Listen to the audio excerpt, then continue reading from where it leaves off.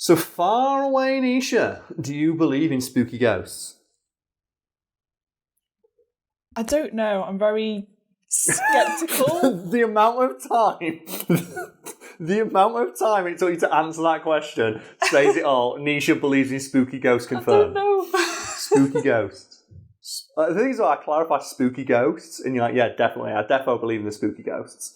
Anyway, Harry Houdini.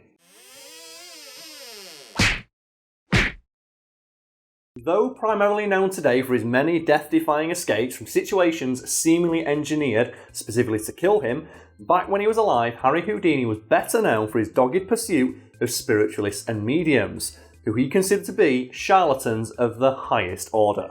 Something that earned the magician the ire of none other than Sir Arthur Conan Doyle, who accused Houdini of using his magical powers to do so. Okay, so Houdini. Mm-hmm. Best known for being a magician. You said he likes to pursue mediums?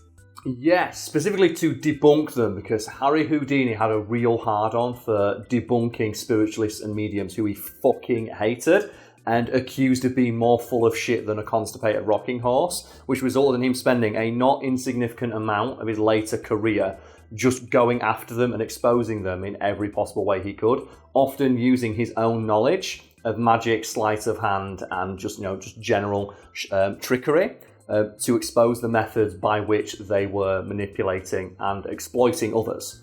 Okay, so he was pretty much like the Derren Brown of his day.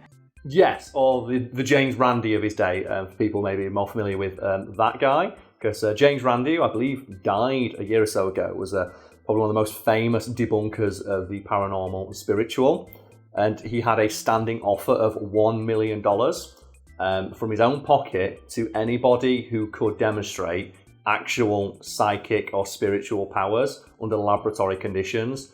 And they tested hundreds of individuals and no single person ever passed the test. I'm not surprised, really. And I'm only mentioning James Randi, aka the amazing Randi, so I can talk about what might be his greatest dunk ever, which is when there was a guy on TV going around saying, I've got psychic powers. Well, I'll prove it, I'll move this pencil. And that might not sound great, but back in the day, people were fucking amazed by this moving a pencil. And people were, oh my god, he's got psychic powers. He's moving a pencil with his mind.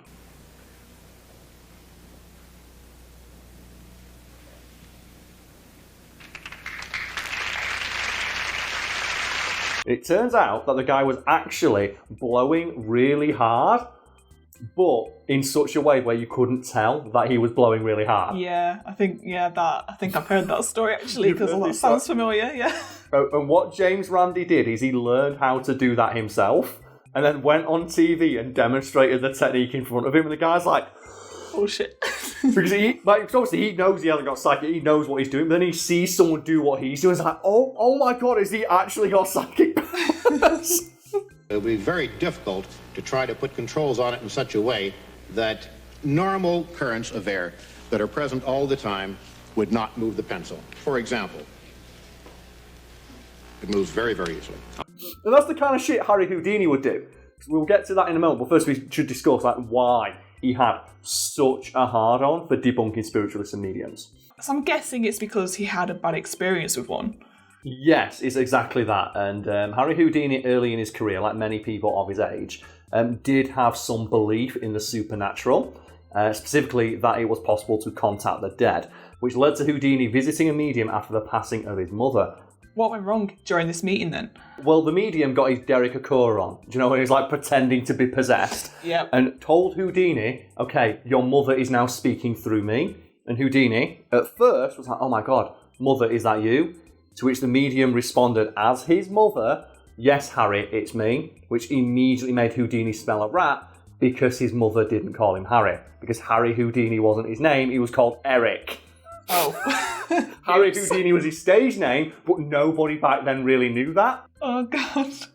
Obviously, his mother fucking would because it was his mother. And Houdini realised, oh, you're full of shit. And as you might imagine, Nisha, that made Houdini real fucking mad because he realised at that moment spiritualists and mediums were full of shit and exploiting people at the potentially lowest moment of their lives. You are literally exploiting people grieving for money and then lying to their face. And Houdini was rightfully all kinds of annoyed and dedicated his life to that point onwards to debunking the ever-loving shit out of every spiritualist and medium he could find. So did he start doing like the Derren Brown thing of showing the tricks?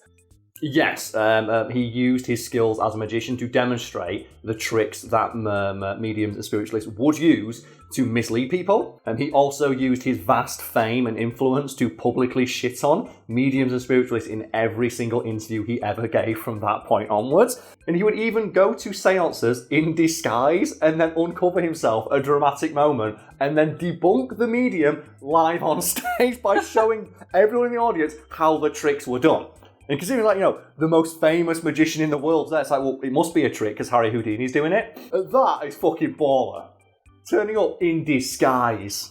I'm imagining him like looking like the masked magician, as in Val Valentino. Oh, that'd be so fucking cool. Just sat in the audience, like hiding in the rafters like the Phantom of the Opera dressed like the masked magician. Oh, yeah.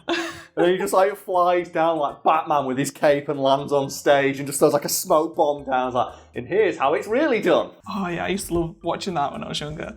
Oh man, I love the masked magician. He's so fucking cool. Yeah, if we're bringing it back to Harry Houdini.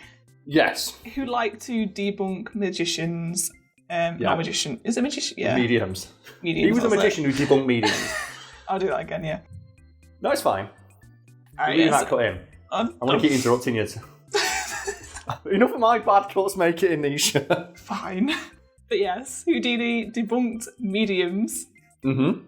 So, but where does Conan... Oh my god. Oh man, that's a rough take, that. But where does Sir Arthur Conan Doyle come into this? Well, Sir Arthur Conan Doyle and Harry Houdini were very, very good friends. At least up until Houdini started debunking spiritualists and mediums, and people like recognise the name but don't know why. Arthur Conan Doyle wrote the Sherlock Holmes novels. He was also a well-known believer in the occult, to such an extent that when Harry Houdini started debunking spiritualists and mediums, Arthur Conan Doyle wrote him very stern letters asking him to stop, telling him he was messing with powers he didn't understand. To which Houdini's like, I do understand. They are tricksters. I know how they're doing it. I am debunking them. They are exploiting the emotionally vulnerable. Fuck you.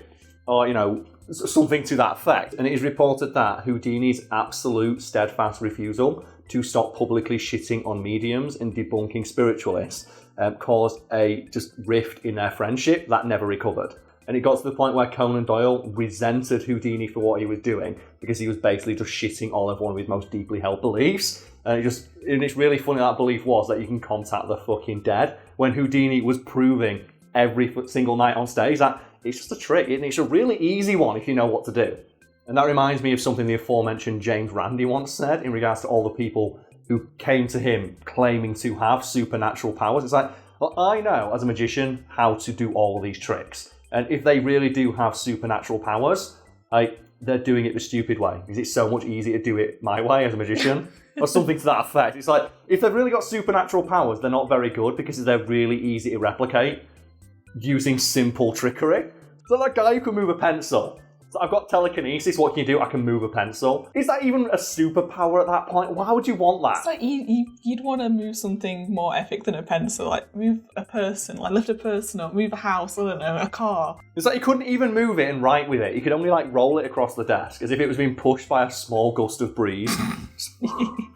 But that's like, I forget who said it, but it's an adage from a magician.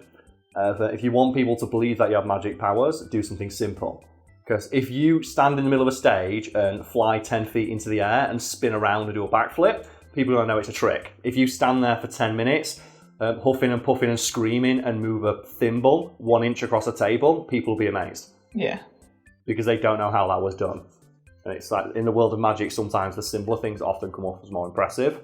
Yeah, it's the same with if you see any paranormal videos. A lot of the time, if something like extreme happens in it, like a lot of, I don't know, cupboard doors open, stuff flying around, you think there's clearly some sort of trick happening, like string pulling or anything like that. But then when it's like something moves slightly in the background, or if they're filming a video that's not meant to be paranormal and something weird happens, you think, oh, wait a minute, that could be real. That concept is how a lot of spiritualists and mediums get away with it. They don't claim to, like, speak to fucking Elvis or get like Michael Jackson songs from beyond the grave. It's like, oh no, I can give you, like, the suggestion of a message from, like, a long dead loved one that you half remember. But yeah, bringing it back to Arthur Conan Doyle and Houdini though, the rift in their friendship got to the point where Arthur Conan Doyle tried and failed, I might add, to debunk Houdini's debunking by claiming, I shit you not folks at home, that Houdini himself had magic powers and was using his own magic powers to suppress the magical abilities of other spiritualists and mediums to hide the fact that he had magic powers. What? What the fuck? That's actually what he was said. Oh my god, that's complicated. So rather than believe that one of his closest friends, a highly trained magician who was able to perfectly emulate everything spiritualists and mediums did, he said, socially, no, you're wrong, you have magic powers. And then when Houdini told him, look, I don't have magic powers, it is a trick, it only convinced Conan Doyle more that he actually did have magic powers. So, because you're denying it. That's what someone with magic powers would say. It's like, but I don't have magic powers. See, you did it again. And at that point, you can't win, can you?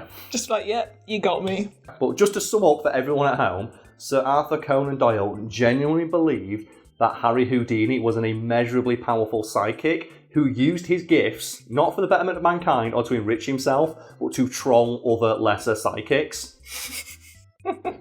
And that is fucking incredible. And as one last thing to end on, as an idea of how much Harry Houdini fucking hated spiritualists and mediums, when he died, he gave his wife a message and told her, this is the message I will try to give you from beyond the grave. I want you, after I'm dead, to go to as many spiritualists and mediums as you can and ask them for this message. That's a good idea, actually. So even when... So he was so committed to trolling spiritualists and mediums, he did it from beyond the grave, which you'd think they'd know about if they had any actual powers. But what a better way to prove they don't, eh? And it always pisses me off that The Masked Magician never had a crossover episode with the WWF. Oh god, yeah, that'd be so good. Because he looked like a wrestler, and I was like, just, do you know, like the coffin matches you get, where it's like, you get thrown into the coffin and lose? Like, imagine someone doing that. Like, the Big Show suplexes him into a coffin, and then they put it on the ground, but then he appears at the top of the stage, like, oh, he's back! Or someone, like, throws him over the ring, and he just appears back in it somehow. Oh, man, it's so fucking cool. The Masked Magician. Why are we bring back The Masked Magician? Yes, as well. Like, I remember that guy got so much shit off other magicians, specifically off other bad magicians. I'm not surprised. Because he's revealing these secrets, isn't he? So the thing is, he was revealing secrets, but he was revealing the secrets of very well-known and pretty hokey stage magic by that point. So just like the really shit-tier like magicians who had never really like advanced their act, they were the ones getting annoyed. Right? All the magicians were like, well, magic. It's like it's constantly about just improving ourselves, finding new ways to fool and entertain. And the Masked Magician's like, yeah. Cleverly hidden in the magician's pants is a third leg. There it is. Strong as a rock. I want a Masked Magician fucking character action game, man. It's so good. I want a reboot, but I want you to dress like Doctor Strange. But speaking of Doctor Strange, I don't think we'll ever have an opportunity to mention this in the video, so fuck it. Have you seen Korean Doctor Strange? No. I think it's a skit for Korean SNL, and it's just a guy dressed like Doctor Strange, pretending that he's got magic powers. Like, Joe, like a door opens into a shop, like the automatic door. He goes up to it and like waves his hands, and then he looks at the camera and goes,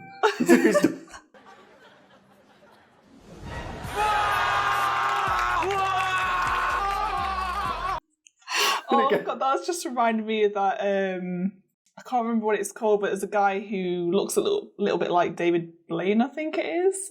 Oh, okay.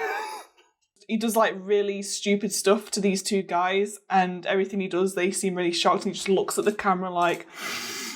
Oh yeah, I've seen that skit where it's like he turns their drink into like cheese balls or something. Yes. It's like, please leave us alone. Hey, what else is orange? What else is orange? I don't know. Cheez-Its? Cheez-Its! What the? Cheez-Its! Fuck! What? Cheez-Its! Cheez-Its! Cheez-Its! Yeah, just every time he does something stupid, he just looks at the camera like, magic. Yeah, that's what Korean Doctor Strange does. It's like he drops his iPhone on the floor, And everyone's like, so the thing I should mention is that you have these two hype men who follow him around, and after every magic trick, they just go, oh, as if it's like the greatest thing they've ever seen. It's like he drops his iPhone on the floor, and he's face down, he picks it up and goes, oh, look, no scratches. It's like, oh!